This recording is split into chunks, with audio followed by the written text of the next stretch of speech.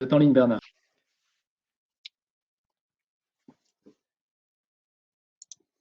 Merci Ferrat. Bien, bonjour à toutes et à tous. Je suis très heureux de vous retrouver. Peut-être avez-vous participé à certains autres événements de la journée, une grosse journée consacrée à l'expérience collaborateur. Donc moi, je vais effectivement essayer de donner quelques opinions personnelles. J'ai été DRH pendant quasiment toute ma vie professionnelle, d'abord chez Danone, puis chez Pernod Ricard pendant de longues années en France et à l'international. Et je me suis passionné par ce sujet de l'engagement, plus que de l'expérience collaborateur, qui n'existait pas à l'époque, en publiant un certain nombre d'ouvrages sur le sujet. Et puis, je participe à cela aujourd'hui par de l'enseignement à l'IESEG School of Management et également à travers une activité de conseil. Donc, c'est vrai que mes activités opérationnelles de DRH sont pas très loin encore dans mon souvenir. Donc, je voudrais partager aujourd'hui avec vous à la fois des convictions et puis de modéliser deux, trois éléments pour donner effectivement une perspective sur ces sujets-là. Alors, c'est vrai que le titre de ma conférence pourrait porter à confusion ou au moins à débat. Est-ce qu'on doit choisir entre et l'engagement? Donc c'est vrai que pour moi il y a effectivement une démarche un peu différente de l'un ou de l'autre et c'est ça le focus de cette conférence. Alors j'imagine que comme tout le monde aujourd'hui, il y aura, je fais une introduction très très courte sur la période qu'on vit actuellement, parce qu'évidemment elle est un révélateur de plein de choses. Je suppose que tout le monde a dû vous le dire dans la journée, donc je vais passer assez vite là-dessus. Mais il est clair qu'on est dans une période un peu VUCA, comme on dit, et qui nécessite une grosse adaptation et sur laquelle l'engagement des collaborateurs est en cause, en particulier avec une période extrêmement sensible dans laquelle effectivement on a à la fois un besoin d'écouter un peu le mal-être des personnes qui sont au travail ou qui en partent ou qui reviennent au travail, le besoin de recréer du collectif. Il est évident que dans les meilleures pratiques pendant cette crise que l'on voit, les entreprises qui ont su à la fois être à l'écoute des expériences partagées, qui ont su recréer du collectif, même en télétravail, ou conserver un engagement solidaire, mais effectivement, elles s'en sortent mieux que les autres aujourd'hui. Et puis, un aspect très important, c'est ce que j'appelle l'exemplarité de la gestion sociale, parce qu'effectivement, ce qu'on fait aujourd'hui en tant que DRH, ce qu'on fait en tant que manager avec ses équipes, ça aura, à mon avis, ça a déjà un fort impact sur l'engagement des collaborateurs futurs. C'est-à-dire, on est un peu en période de crash test en ce moment, et ce qu'on fait en ce moment, c'est intéressant d'expérimenter deux, trois choses pour rebondir quand la crise sera derrière nous. Donc, comme disent les Chinois, j'ai passé 10 ans de ma vie en Asie. La crise, c'est un risque, c'est un danger, mais c'est aussi une opportunité de faire tout un tas de choses sur lesquelles on peut se tester mutuellement. Alors effectivement, quand on parle d'expérience collaborateur, moi, ce que j'ai en tête simplement, on parlait pas trop d'expérience collaborateur il y a 10 ans, mais on disait quand même qu'entre la promesse de la marque employeur, d'un côté, ce qu'on vend, le rêve qu'on vend aux candidats, la promesse, qu'est-ce qu'ils vont trouver dans l'entreprise, et puis la réalité de la première journée de l'entreprise, la première semaine, la première année, les premières 10 années. Donc il y a effectivement cet écart qu'on essaie de mesurer tant bien que mal et de réduire effectivement. Donc on est d'abord, je pense, sur ces notions d'expérience collaborateur, sur une idée que la marque employeur doit être le plus possible le reflet de la réalité. Elle doit être attractive, mais l'expérience collaborateur qui est dans l'entreprise doit être aussi, elle, inspirante et le plus proche de la réalité possible. Et on a aujourd'hui tout un tas d'outils pour mesurer ça. Effectivement, c'est important de le savoir. Alors, la première, souvent l'expérience collaborateur, on la décrit en deux volets. Si vous voulez, il y a un volet qui est, alors ça c'est la vision que j'ai de l'intérieur quand j'étais en opérationnel. Il y a d'abord l'expérience des process RH, hein, de toutes les process RH, l'expérience du candidat, l'expérience de l'intégration, de l'accueil, l'expérience du développement, de carrière, de la progression. Donc là, on est plutôt dans une logique de conformité des process et de faire en sorte que les process donnent une expérience aux personnes qui soit positive, qui soit la plus simple possible, la plus cohérente possible avec les politiques de l'entreprise, qui soit de plus en plus digital, bien évidemment. Aujourd'hui, ça paraît être une évidence absolue. Et puis, qui ait un impact quand même sur l'engagement. Hein, je parle d'expérience. On a des process RH qui peuvent détruire de l'engagement, d'autres qui peuvent en créer. Donc, c'est un peu un audit permanent qu'il faut faire de nos process pour s'assurer qu'ils sont en ligne et qu'ils sont le plus simple possible. On n'a peut-être pas besoin d'avoir 25 pages d'entretien annuel, professionnel, de développement. Alors quand on passe en mode digital, on nous dit c'est plus simple, quoique c'est pas parce que c'est à l'écran que c'est plus simple. Donc il y a comme ça des expériences très concrètes de process RH qui, à mon avis, sont un peu à revisiter pour s'assurer qu'on crée cette expérience collaborateur au quotidien. Donc ça, c'est le premier volet, plutôt centré sur les process. Le deuxième volet, il est plutôt plus holistique, plus général. C'est finalement quelle expérience on a du temps de travail, de la flexibilité du travail, gros sujet actuel, on en parlera plus tard, dans l'espace et dans le temps, comment est-ce qu'on produit une expérience collaborateur positive, les bureaux, les espaces de travail, la flexibilité avec le temps de travail à domicile quand on est en mode télétravail, le travail distanciel. Donc ça, c'est une suite d'expérience aussi qui évidemment est majeure en temps de crise, mais effectivement ensuite également. Il y a ensuite toute l'expérience au niveau des process RH, on en a parlé, ce que j'appelle les moments précieux. Comment est-ce qu'on valorise les bons moments et les moments précieux au niveau de l'entreprise. Comment est-ce qu'on valorise également toutes les relations humaines de l'entreprise, le relationnel. Et Dieu sait si en ce moment, avec le travail à distance, on a du mal à recréer ça. On cherche des éléments pour recréer une expérience relationnelle positive à distance, qui est pas facile. Et donc, on est tous en mode expérimental en ce moment. Et puis, il y a cette fameuse quête de sens. Je parlerai de raison d'être tout à l'heure aussi, mais bon, voilà, il y a une approche un peu plus générale. Donc, quand on parle d'expérience collaborateur, on parle un peu de tout ça finalement. Résumé en 2 slides, on a fait le tour du sujet. Mon thème à moi, mon sujet à moi, c'est finalement, est-ce qu'on crée des expériences collaborateurs qui créent des consommateurs d'expérience, ou est-ce qu'on crée des acteurs qui sont engagés et qui vont s'engager? Et c'est là où, effectivement, il y aurait des choses à dire et on peut travailler sur le sujet de manière plus sérieuse. Donc, il y a, comme je le disais, ces fameux moments précieux qu'il ne faut pas rater. C'est plutôt lié en général au cycle de vie du collaborateur dans l'entreprise. Et puis, il y a les irritants aussi de l'autre côté. Je parlerai tout à l'heure de l'aspect organisationnel. Pour moi, c'est un aspect très important. Pour moi, l'engagement, c'est pas des politiques RH, c'est avant tout un mode d'organisation de l'entreprise qui crée des conditions d'engagement. Le développement de l'organisation est un élément clé pour moi de ces politiques-là, beaucoup plus finalement que des politiques d'engagement ou des actions suite à des questionnaires d'engagement. Je crois que effectivement c'est là où je voudrais effectivement essayer modestement de recentrer un peu le débat. Donc ces irritants de l'organisation, il faut les traiter. Il faut traiter les problèmes de discrimination, il faut traiter les problématiques de faible reconnaissance, les problématiques de management, effectivement trop dans le contrôle et pas dans la confiance. Tout ça, tous ces éléments mis bout à bout, finalement, la liste est longue, cette liste qui est là n'est pas exhaustive.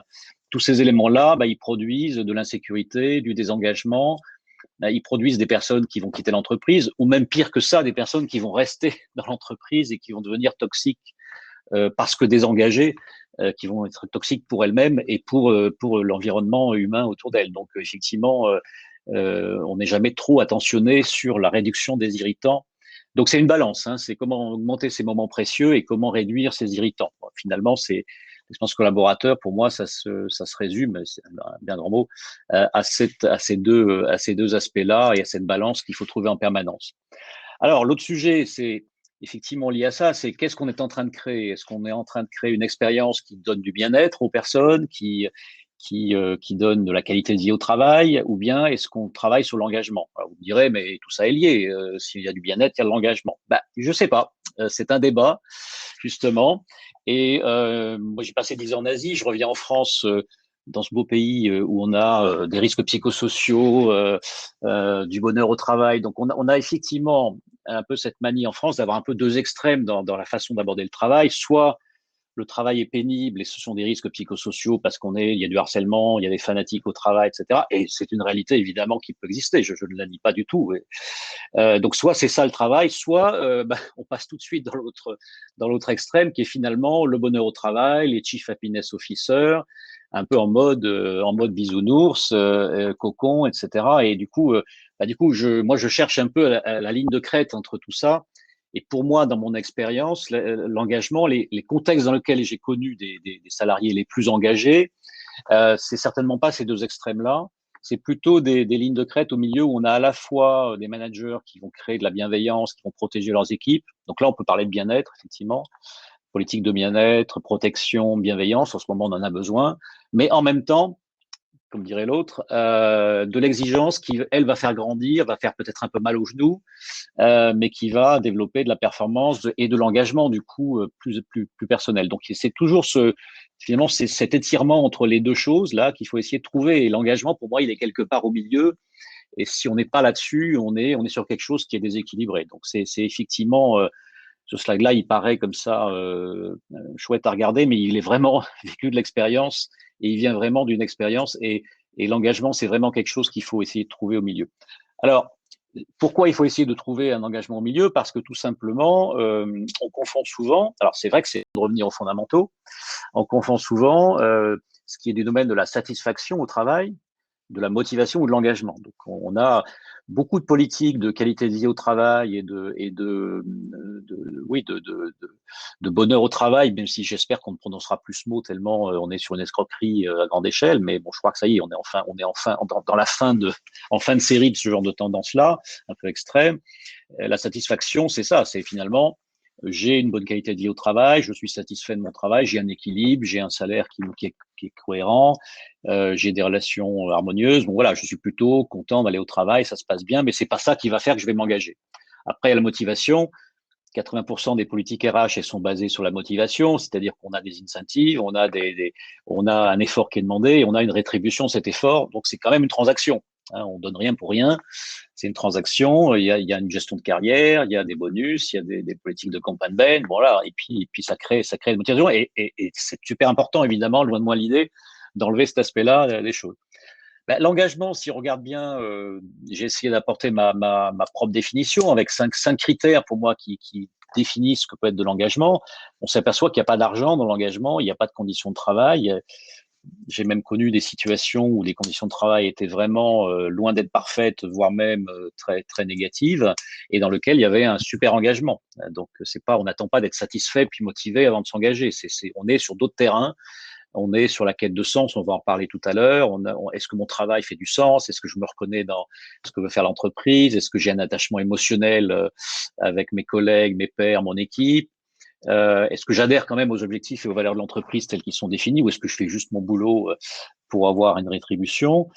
Et finalement, le chapeau de tout ça, c'est un joli mot en anglais, en français c'est plus difficile à traduire, c'est le ownership en anglais, qui est un joli mot.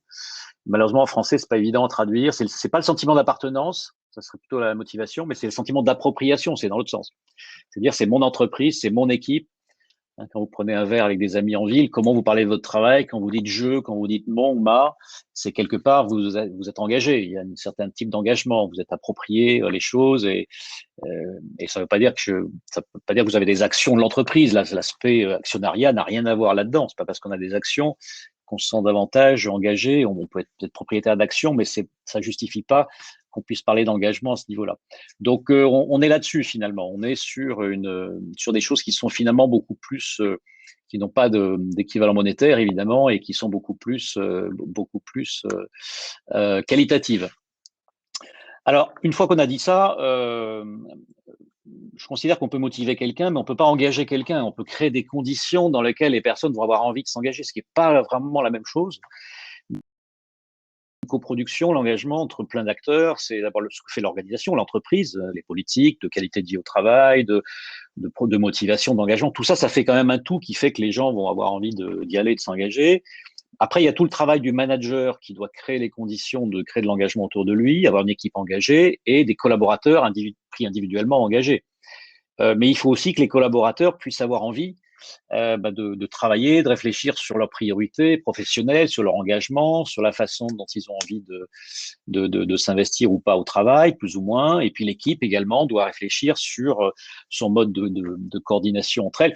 Qu'est-ce que fait l'équipe finalement quand le manager est pas là? Est-ce qu'on attend que le chef revienne, ou est-ce qu'il va se passer des choses, une mayonnaise dans l'équipe qui va faire qu'on a un engagement collectif, une diversité, une solidarité qui fait on va se sentir propriétaire justement de ce qu'on a à faire. Donc c'est ces quatre cadrans-là finalement, et c'est un peu un jeu entre des forces qui vont engager, d'autres qui vont être engagées. Hein. Donc quand on n'a pas finalement l'équilibre, des fois on investit beaucoup d'argent et de temps et on s'aperçoit qu'on n'a pas forcément les retours escomptés.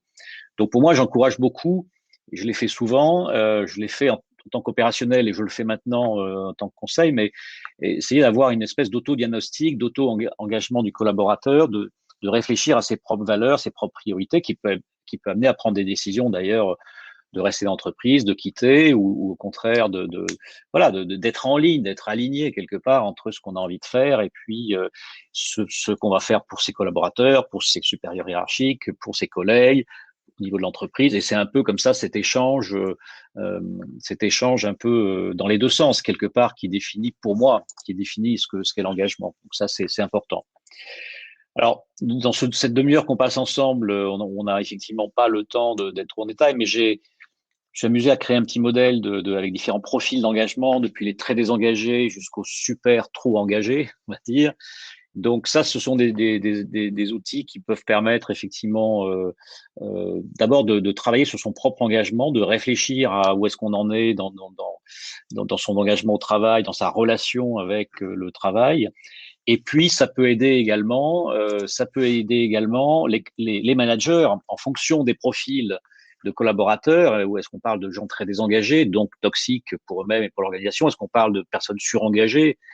Il n'y a pas que le burn-out, il y a aussi les gens fanatiques qui sont aussi trop dans la pression, effectivement. Donc, en fonction je dirais, des différents niveaux d'engagement individuel, il y a des réponses managériales qui est plutôt de gérer, de prévenir la toxicité pour pas qu'elle pollue l'engagement collectif, ou bien au contraire d'investir, d'encourager, de développer l'engagement quand on sent qu'il y a un potentiel, et puis aussi de maintenir l'engagement existant, de capitaliser dessus, peut-être d'utiliser les leviers de salariés très engagés comme ambassadeurs pour engager les autres dans l'équipe. Donc il y a tout un tas de choses qu'on peut faire à son petit niveau de manager, d'équipe, mais aussi au niveau de l'organisation pour répondre de manière un peu plus directe, effectivement, à ces aspects-là. Et puis, dernier élément lié au manager lui-même, c'est quand même le rôle clé, c'est le manager intermédiaire dans l'entreprise qui est là pour assurer à la fois de représenter, d'incarner l'entreprise, sa vision, et puis de la transmettre et de créer de l'engagement autour d'elle ou de lui dans son équipe. Il y a toute cette relation, et ça, je l'ai vécu très personnellement, entre finalement comment est-ce qu'on gère le mix permanent entre la performance du collaborateur et son engagement. Et on s'aperçoit que selon les cultures d'entreprise, là aussi, vous avez des cultures dans lesquelles on va valoriser la performance et c'est tout. L'engagement, finalement, c'est qu'un moyen d'y arriver. Et, si le salarié est engagé, il va être performant et tant mieux. Mais on peut aussi se poser la question de culture dans laquelle vous avez des personnes qui performent, qui sont super performantes, qui délivrent, qui surdélivrent, mais qui vont pas être forcément engagées, qui n'ont pas forcément les valeurs de l'entreprise, etc. Qu'est-ce qu'on fait dans ces cas-là? Est-ce qu'on accepte ou pas de prendre la performance, ou est-ce qu'on va vraiment travailler sur l'engagement aussi? Et inversement, des collaborateurs qui n'ont pas démérité pendant des années, qui ont performé, qui performent plus comme avant, mais qui incarnent les valeurs de l'entreprise, qui ont un engagement exceptionnel. Et qu'est-ce que ça vaut, ça, finalement? C'est la question de qu'est-ce que vaut l'engagement en tant que tel? C'est une vraie question. RH et managériale, est-ce que ça vaut quelque chose? Est-ce que ça vaut un bout de bonus? Est-ce que ça vaut de la reconnaissance? Et si oui, comment? Donc, c'est toute cette relation-là entre les deux qui, à mon avis, est intéressante aussi à creuser au cas par cas, évidemment, et sur mesure. Après, bon, si on revient à l'actualité, il y a cette histoire du télétravail sur lequel effectivement on est tous, hein. Et effectivement, le télétravail, bon, ça veut dire aussi qu'il faut repenser la façon d'engager, de motiver ses équipes. Donc il y a tout un arsenal de choses à faire là-dessus, évidemment. Moi, j'ai essayé de réfléchir au fait que sur chaque poste de travail, il est possible d'arriver à disséquer finalement les activités qu'on a et d'essayer de les répartir un peu sur quatre grands axes. Finalement, quelles sont les tâches que j'ai à faire individuellement, que je peux très bien faire chez moi ou Starbucks du coin ou en nomade et pas forcément dans les bureaux. Il y a après des choses que je dois faire forcément en collectif avec mes équipes ou avec mes collègues, mais que je peux faire à distance parce que c'est des tâches de reporting, de coordination et autres. La valeur ajoutée d'aller au bureau là-dessus est assez faible. Et par contre, inversement, il y a tout un tas de choses qu'il faut faire sur place. Alors, je parle même pas des activités de service aux clients. Évidemment, quand on est face aux clients, on doit être sur place. Quand on est en production en usine en 3-8, on doit être sur place pour produire. Finalement, ça, c'est la première ligne, comme on dit, c'est évident, le service. Et puis, il y a quand même cette case en bas à gauche, là, les rituels, qu'on oublie souvent, finalement, c'est des tâches qui sont pas forcément opérationnelles opérationnels, mais qui sont plutôt qui créent de l'engagement collectif, les rituels, la communication au sein de l'équipe, le fait de pas forcément avoir un agenda, un ordre du jour particulier, si ce n'est de recréer des liens au niveau de l'équipe. Et ça vaut le coup quand même de se réunir physiquement. Et on verra en sortie de crise comment est-ce qu'on finalement on redéfinit le travail entre ces différents éléments. Est-ce qu'il faudra tous revenir au bercail, dans les bureaux, ou est-ce qu'il faudra quand même essayer de trouver un équilibre entre ces quatre types d'activités? Et je pense que toutes les fonctions peuvent être plus ou moins répartis, voilà, dans ces différents cases. Alors, ça dépend aussi des contextes, ça dépend aussi des managers, ça dépend aussi des personnes. Il y a aussi des personnes qui sont plus à l'aise avec un cadre un peu plus scolaire et un peu plus structuré, d'autres vous les lâchez en télétravail, ça va être compliqué parce que bon, l'environnement est pas positif, ou bien au contraire, la personne va avoir besoin d'aide permanente et donc va pas se sentir bien, ou au contraire, d'autres personnes qui vont totalement et je le vois autour de moi aussi, qui vont totalement voilà, s'épanouir et s'engager beaucoup plus en réalité. Il faudra faire attention au surengagement dans ces cas-là, évidemment. Mais on a tous les cas de figure, et c'est vrai que on est au pays de l'égalité, donc on aime bien traiter son équipe de la même manière, mais idéalement, il faudrait essayer d'individualiser un petit peu, si on peut, en fonction aussi des personnalités des gens, de leur contexte personnel. Je sais que c'est pas simple, mais là où j'ai vu faire des pratiques d'individualisation, ça s'est en général mieux passé et c'est plus accepté. Donc il y a effectivement un travail à faire. C'est plus exigeant, évidemment, pour le management, mais ce sont des choses qu'il faut savoir faire. Alors la condition de ça, c'est pas comment on répartit les tâches entre la maison et le travail. Ça, c'est l'aspect technique. Après, sur l'aspect, c'est là où on a de la difficulté, l'aspect managérial, les qualités des managers, les compétences des managers. C'est là où le bas blesse souvent. Comme je dis souvent, les mauvais managers avant la crise, pour eux, c'est très, très, très, très dur. Ceux qui étaient en micromanagement, qui étaient en contrôle permanent, qui faisaient pas confiance, qui déléguaient pas, un télétravail par-dessus, c'est vraiment remuer le couteau dans la plaie, et ça se passe souvent assez mal. Quand vous aviez avant cette crise et avant le télétravail plus généralisé, une habitude de management plutôt de bienveillance, de confiance, de transparence et de partager et de tester des choses avec son équipe, de les engager.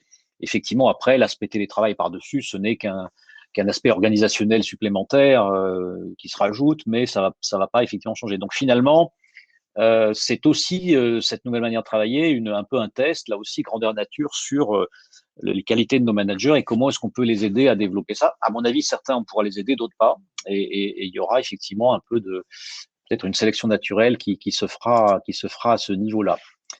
Dernier élément de ma présentation, là je vais reprendre un peu de hauteur. On a parlé de l'engagement individuel, on a parlé du management, de ce qu'on peut faire au niveau de l'équipe. Voyons maintenant ce qu'on peut faire au niveau de l'entreprise, au niveau plus général. Donc pour moi, au niveau plus général, ce qui est intéressant, c'est d'essayer de développer, alors outre l'engagement, une culture un peu différente où il y a de la coopération, de l'agilité, c'est-à-dire une culture dans laquelle on est habitué plus souvent à coopérer entre départements, entre équipes, à simplifier des processus, avoir une agilité dans les décisions, effectivement. Et ça vient pas du jour au lendemain, évidemment. Et les cultures dans lesquelles on a ça, effectivement, s'en sortent mieux aussi dans le contexte actuel. Donc, ce sont des éléments à prendre en compte. Si on veut transformer une entreprise, il faut passer par ces éléments-là. Alors, on parle beaucoup d'agilité, hein, c'est un mot un peu valise sur lequel on met beaucoup de choses. Pour moi, si je peux définir l'agilité, il y a deux choses. Il y a ce qui favorise l'agilité, d'abord la base, c'est quand même d'avant tout une culture dans laquelle il y a des relations humaines entre les différents acteurs, les dirigeants, les managers, les collaborateurs, les partenaires sociaux, hein, et ça compte aussi en France, enfin dans les pays d'Europe en général, où il y a une fluidité de relations, où il y a plutôt, alors on ne veut pas dire qu'on se combat pas de temps en temps, il peut y avoir des frictions, mais il y a globalement je dirais une facilité de relation apaisé, sur lequel on peut décider d'un certain nombre de choses assez facilement. Donc c'est la qualité des relations humaines. Le point par contre qui est négatif, qui est vraiment négatif, et ça c'est du vécu aussi, c'est quand on est dans trop de process, trop de reporting. Alors évidemment c'est facile à dire, hein, vous allez me dire comment on fait pour réduire, etc. L'expérience prouve aussi que dès qu'on commence à s'intéresser à un sujet, on arrive toujours à enlever au moins 10%, 15%, 20% de la graisse du mammouth, comme on dit, et d'essayer de simplifier les choses. Et pour moi, vraiment, je suis convaincu qu'un des aspects de l'engagement les plus importants, et ça vient de l'organisation, ça vient pas de gadgets, de gadgets, de bonheur au travail et autres, ça vient vraiment de ce qu'on peut faire au niveau de l'organisation pour faciliter la vie des gens. C'est-à-dire, moi j'ai travaillé dans des entreprises extrêmement décentralisées. Pernod Ricard, par exemple, est un exemple. Le Danone que j'ai connu du temps Ribou était aussi comme ça. Décentralisation, ça veut dire qu'on décide à 2, 3 niveaux hiérarchiques et pas à 8, 9 niveaux. Il y a une subsidiarité, il y a dans les décisions. Donc forcément, quand vous avez ce genre de culture-là, vous avez beaucoup plus d'agilité, même si ça, on pouvait ne pas l'appeler comme ça à l'époque, mais plus d'agilité, plus de fonctionnement naturel, plus de décisions rapides et plus d'engagement parce que les personnes devant le 8 niveaux de reporting à faire pour prendre une décision, l'engagement va être très réduit. Vous allez juste appliquer le process. Si vous avez 2 niveaux de décision et que vous avez un peu une page blanche sur laquelle vous allez devoir prendre des décisions, c'est plus angoissant peut-être, ça peut l'être parfois, mais par le vide, ça crée aussi de l'engagement supplémentaire qui fait qu'on va se bouger pour s'occuper de son périmètre. Donc forcément, là, l'engagement va être plus naturellement, il va être naturellement par l'organisation, il va être beaucoup plus fluide et beaucoup plus naturel. Et ça, pour moi, c'est un élément clé. Et donc, on en revient aussi à ça. Et pourquoi je dis ça? Parce que ce qui fait mal aujourd'hui, c'est que souvent, on a un problème de casque de top-down. Quand on est top-down, effectivement, et on définit des stratégies, on définit des visions, puis on s'aperçoit qu'elles cascadent pas jusqu'en bas et on n'arrive pas à descendre la ligne hiérarchique complètement. Pourquoi? Parce qu'on a un nœud au milieu qui s'appelle le middle management. C'est l'hélicoptère ici sur le dessin qui le caractérise. C'est ce middle management qui c'est d'intégrer toute la partie vision, stratégie d'entreprise et qui est censé le cascader et créer de l'engagement sur le terrain autour d'objectifs et d'enjeux que lui ou elle-même a du mal parfois à intégrer. Donc il y a toute cette je suis assez fan de lean management et je crois qu'en lean management, on apprend que c'est du top-down et du bottom-up en permanence entre les différents acteurs pour pouvoir s'assurer qu'il y a une fluidité de cascade. Et ça, pareil, c'est des cultures qui s'apprennent pas de jour au lendemain, qui se changent pas. Le nombre de niveaux hiérarchiques compte, la confiance qu'on a dans les niveaux inférieurs ou supérieurs compte aussi. Donc tout ça, c'est un ensemble de choses qui peut favoriser l'engagement très grandement. Alors je vais pas vous bassiner avec la raison d'être parce que on en parle tout le temps depuis. Donc il faut faire attention à pas trop galvauder ces notions-là, mais quand même, je pense quand même que ces chantiers raison d'être. Alors il y a les épisodes malheureux de Danone récemment, mais quand même, le fait d'avoir une raison d'être, d'y travailler et quelque chose qui soit inspirant pour les personnes, ça me paraît quand même très important. Mais la condition de ça, c'est de travailler aussi sur une espèce de, ce qu'on pourrait dire la raison d'en être. C'est plus un jeu de mots autour de ça, mais la réalité, c'est de dire, c'est quoi pour moi, collaborateur sur le terrain, c'est quoi ma raison d'en être, de cette raison d'être, c'est quoi pour moi, qu'est-ce que ça change, qu'est-ce que ça fait dans mon quotidien. Donc, si ça reste stratosphérique, ces histoires-là de raison d'être, ça va rien créer. Si par contre on arrive, et on y arrive, avec une méthodologie et avec un peu de temps devant soi, on arrive quand même à impliquer les personnes pour qu'ils participent à cela. Et ça peut créer de l'engagement, voire même créer un super engagement sur les équipes. Voilà. Dernier élément, question sur la fonction RH. Je ne sais pas aujourd'hui dans le public qui est là aujourd'hui, si vous êtes plutôt des DRH, plutôt des managers opérationnels. Effectivement, là, je m'adresse cette fois aux DRH. Donc, pour moi, la fonction RH face à tous ces défis, il y a deux évolutions de posture que je verrais bien, moi, sur la fonction RH telle que je l'ai observée ces derniers temps. D'abord, il y a toute cette histoire de business partner, parce ça fait 20 ans maintenant qu'on est censé être des business partners. Bon, très bien. C'est pas parce qu'on est au comité de direction qu'on est un business partner forcément. Et finalement, à force d'être business partner, ce que j'ai souvent regardé aussi autour de moi, c'est qu'à force de vouloir coller au business pour le comprendre, ce qui est quand même la grande histoire des 20 dernières années, et on est devenu très business oriented, c'est vrai, mais du coup, on s'est parfois un peu perdu dans le business. C'est-à-dire qu'on est trop dans une logique de servitude du business, de serviteur du business, qui est pas bien parce que le RH, c'est aussi celui qui va être le poil à gratter, l'empêcheur de tourner en rond, le gardien du temple des valeurs, le champion de l'engagement, a priori. C'est quand même plutôt elle ou lui qui devrait l'incarner. Une espèce de contre-pouvoir aussi. Tu as les dirigeants éclairés sur les RH, c'est ceux qui ont compris ça de leur DRH, qui n'attendent pas juste de la servitude. Il faut évidemment servir, il faut faire le service qui est demandé, évidemment, mais aussi en le challengeant, en challengeant les leaders. Et ça, c'est à mon avis quelque chose qui s'est un tout petit peu perdu. On est toujours en mode, en mode business partner, ce qui est bien, c'est une bonne attitude, mais il faut aussi garder ce recul et ce côté empêcheur de tourner en rond, comme je dis souvent. Ça, c'est culture Danone qui m'a appris ça il y a très longtemps et j'ai un peu gardé ça. Et le deuxième élément de changement fort pour moi, c'est de ne pas être trop collé au process non plus. L'engagement, plus il y a de process, moins il y a d'engagement, quoi, en gros. Hein. C'est des vases communicants. Moins il y a de process, moins il y a de niveau hiérarchique, plus il y a une organisation fluide et moins il y a trop de procédures trop longues et trop compliquées. Donc, posons-nous la question de tous nos process RH, y compris RH. Souvent, on est souvent très sophistiqué, trop sophistiqué dans ce qu'on veut faire parce qu'on veut être professionnel et c'est normal. Donc, parfois, c'est les 5 pages en trop qui fait que on pourrait finalement se passer d'un certain nombre de choses et être plus, je dirais que c'est ce que nous demandent les managers intermédiaires souvent. Hein. C'est effectivement d'être plus dans la simplicité, moins dans la boîte noire et plus centré sur le collaborateur pour recréer un peu ce côté de jeu à trois entre le manager, le RH et le collaborateur qui s'est pas perdu partout, mais qui s'est perdu dans pas mal d'entreprises où on a effectivement, avec les SIRH maintenant, donne une impression que tout est facile et tout est rapide.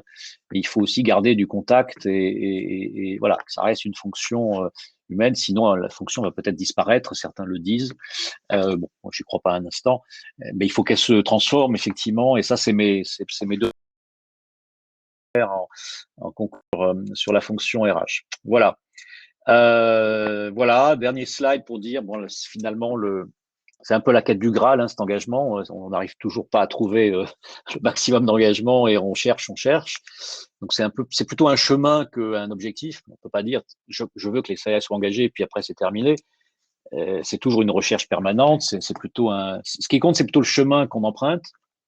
Comment est-ce qu'on respecte le modèle de leadership qu'on a et on le fait évoluer? Comment on a une culture qu'on fait évoluer pour qu'elle crée de plus d'engagement?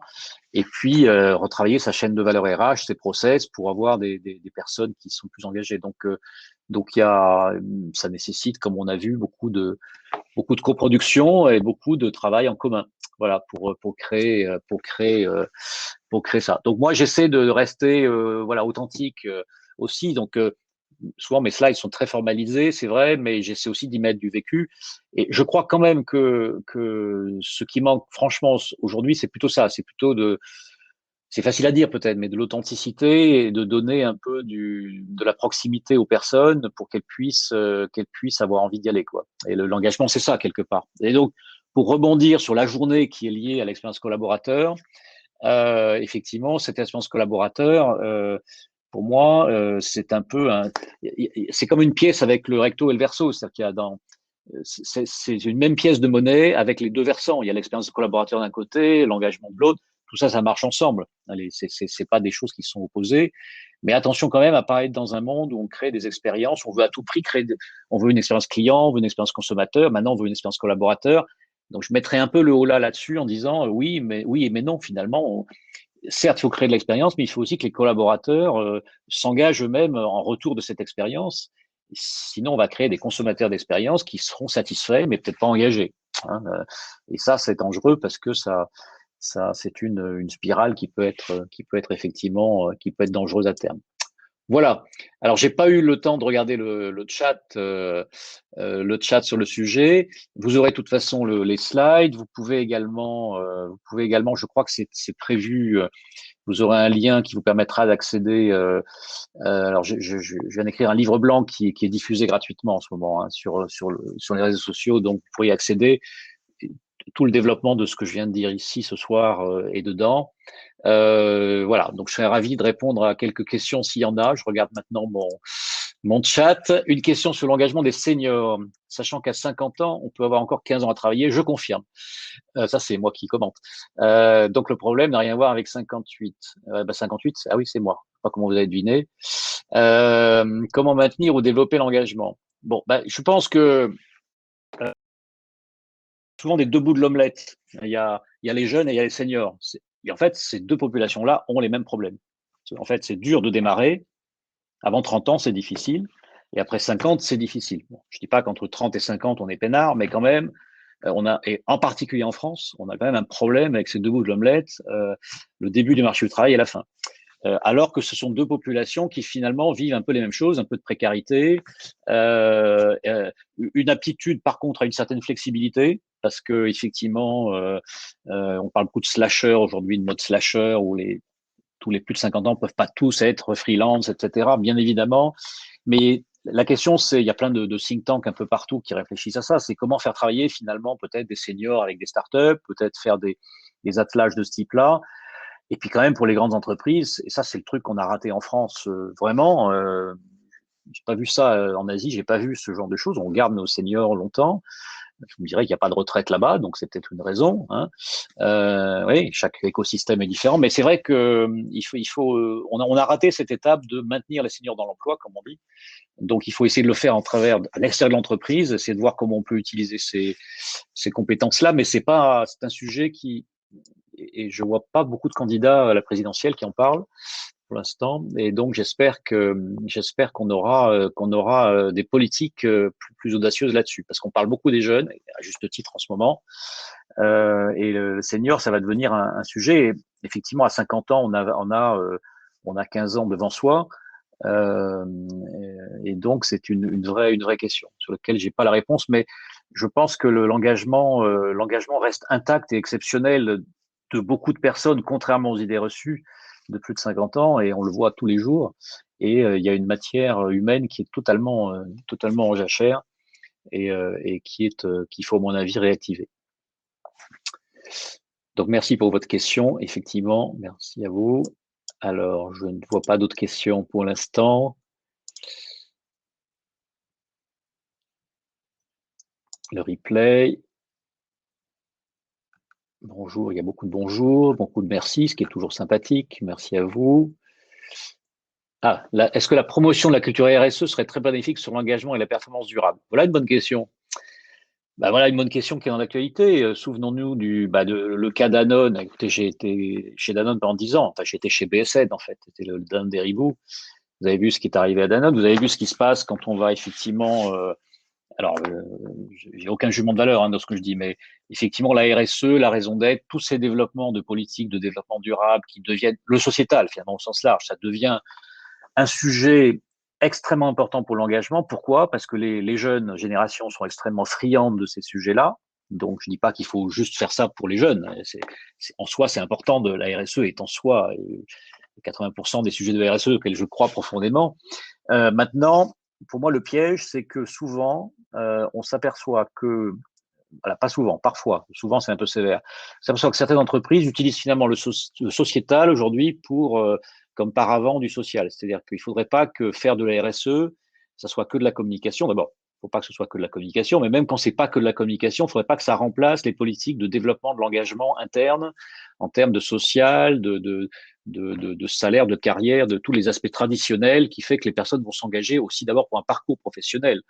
Hein. On est content de rejoindre une entreprise qui a une super politique de RSE, ça fait du bien ça fait du bien à l'esprit.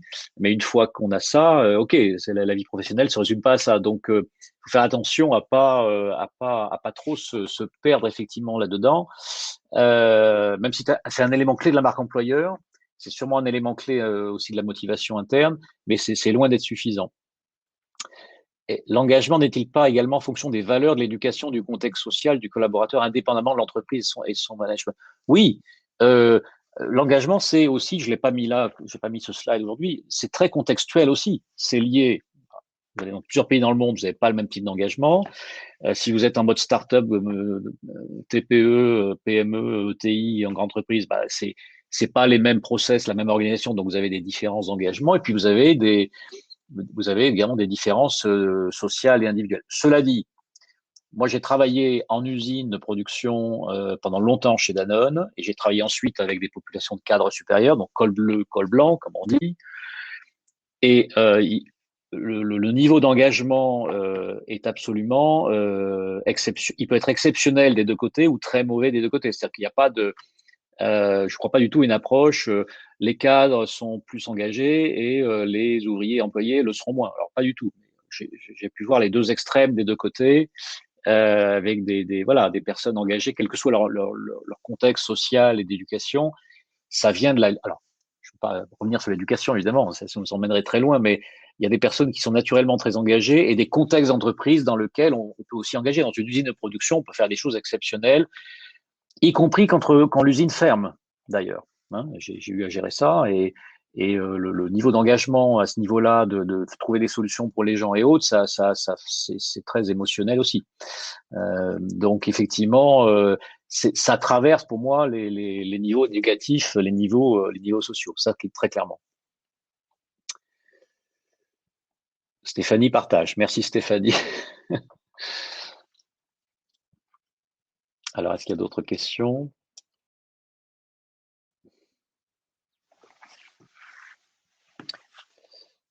Est-ce que le timing est bon? Je m'adresse à mon régisseur préféré qui est en coulisses, qui doit attendre.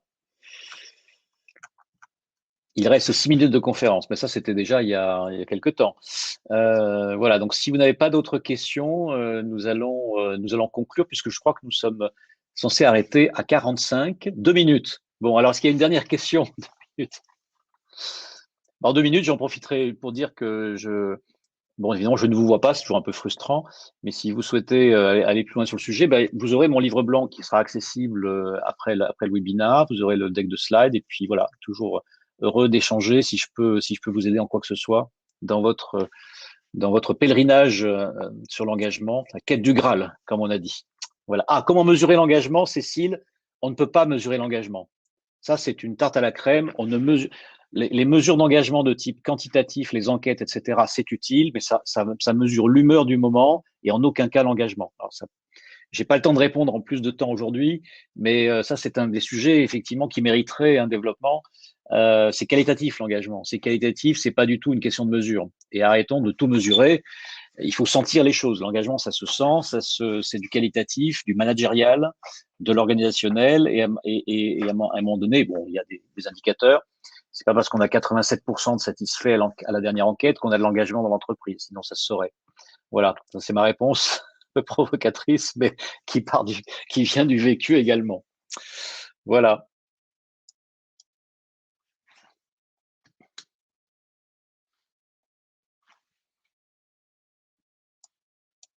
Il faut dire au revoir, me dit-on.